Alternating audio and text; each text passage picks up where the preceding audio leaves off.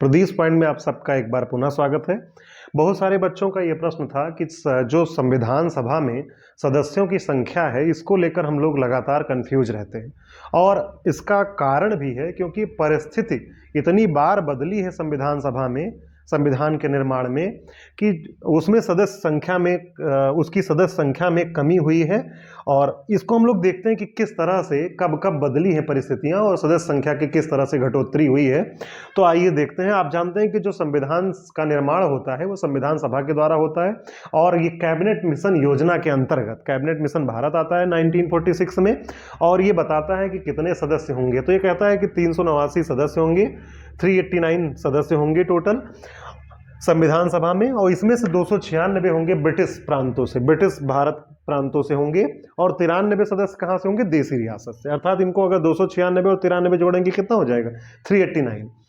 तो ब्रिटिश प्रांत क्या था और देसी रियासत क्या था, ये भी जानना जरूरी है। ब्रिटिश प्रांत का मतलब यहां पर ब्रिटिश का पूर्ण रूप से अधिकार था, और यहां पर ये भी जो देसी रियासत थे ये भी ब्रिटिश की अधीनता स्वीकार करते थे, लेकिन फिर भी ये कुछ मायनों में स्वतंत्र थे।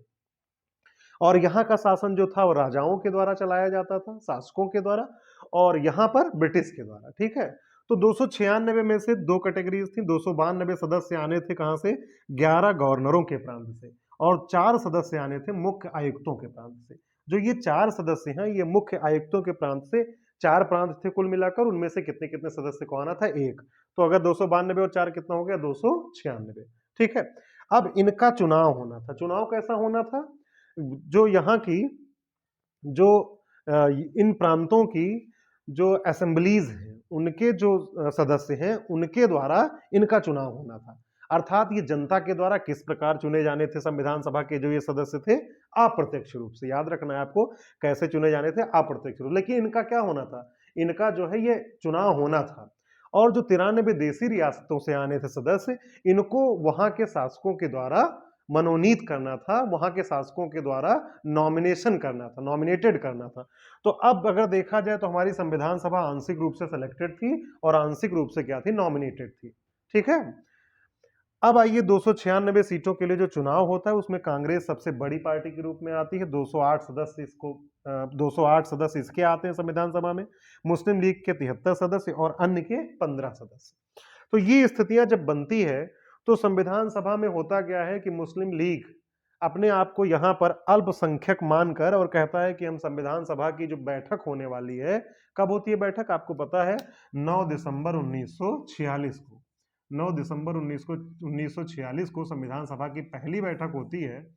और याद रखना दूसरी बैठक आप जानते हो 11 दिसंबर 1946। और एक फैक्ट जो आपको और याद रखना है, ये दूसरी बैठक होती है संविधान सभा की, ये पहली बैठक है। और एक फैक्ट और याद रखना है कि 13 दिसंबर 1946 को जवाहरलाल नेहरू के द्वारा उद्देश्य प्रस्ताव प्रस्तुत किया जाता है।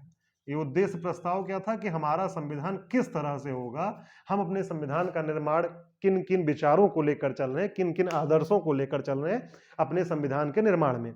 तो जो 13 दिसंबर 1946 को प्रस्तुत किया जाता है उद्देश्य प्रस्ताव, ये पारित होता है कब? 22 जनवरी 1947 को।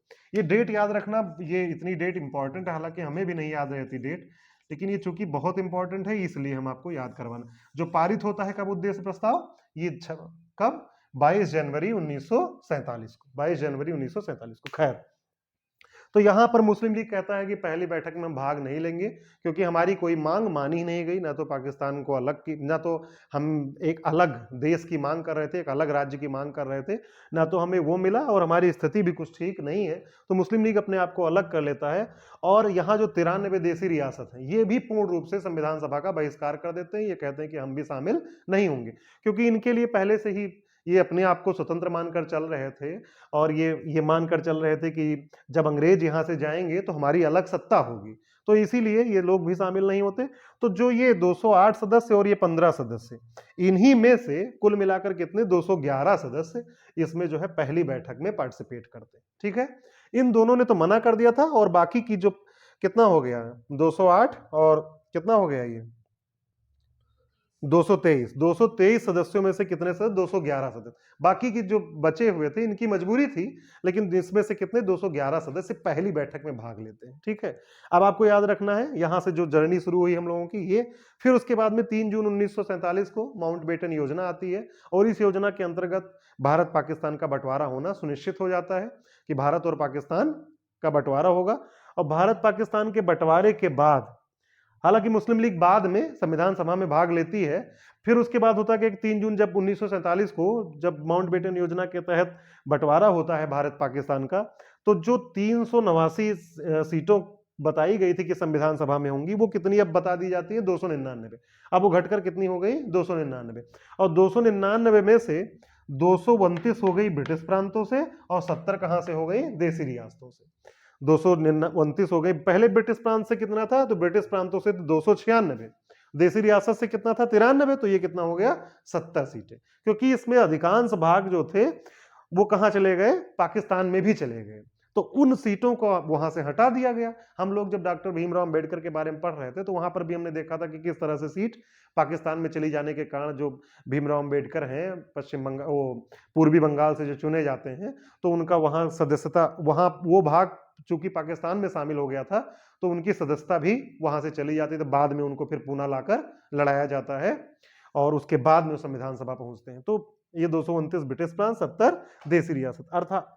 तो अगर देखा जाए कुल मिलाकर तो 26 नवंबर 1949 को आप जानते हैं कि हमारा संविधान बनकर तैयार हुआ और हम 200 इसमें जब 299 सदस्यों में से कुल 284 सदस्य उपस्थित थे और इन्होंने क्या किया? 284 सदस्यों ने, 299 में से 284 सदस्यों ने संविधान सभा पर हस्ताक्षर किया। तो इस तरह से ये पूरी जर्नी है, याद रखना। 389, 296, 93, 296 से 292, 4 और उसके बाद में ये चुनाव होता है, फिर ये अलग करते हैं अपने आप को। हालांकि बाद पहली बैठक में 211 ही शामिल होते हैं, फिर बाद में शामिल होते हैं, लेकिन उसके बाद क्या होता है कि 3 जून 1947 को क्या होता है? माउंटबेटन योजना के तहत बंटवारा। 300 जो कैबिनेट मिशन ने कहा था 389 होंगे, कितने होंगे? 299। और उसके बाद में 229 ब्रिटिश प्रांत, 70 देसी रियासत। और ये फैक्ट जरूर याद रखना, ये 284 सदस्यों ने हस्ताक्षर किया था, ये फैक्ट जरूर याद रखना। ठीक है, तो इस तरह से हमें नहीं लगता कि इसमें कोई आपको कंफ्यूजन होगा।